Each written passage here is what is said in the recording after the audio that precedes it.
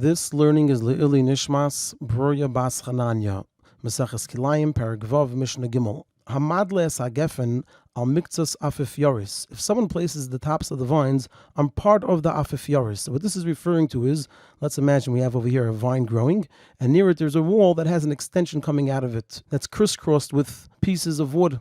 So the people would place the tops of the vines on top of this extension.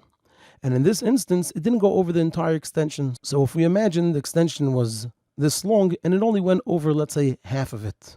So the halacha is that even though it's only over half of it, nevertheless, since the entire purpose of the afifyaris is in order to place the vines on top of it, so it's considered batal to the vines, and therefore, lo yavi zera el tachas hamayser, a person should not plant kilayim even under the remaining part that the vines were not placed onto. Nevertheless, since there are no vines there, therefore, im hevi, if a person did plant over there kilayim, the halacha is loy kiddush, it doesn't become aser. However, v'im hilech, if it did grow onto the remaining part of the afifyaris, so then hachadash aser, anything new that grows over there will be aser. And the Mishnah concludes that v'chein hamadle al miktzas ilan srak.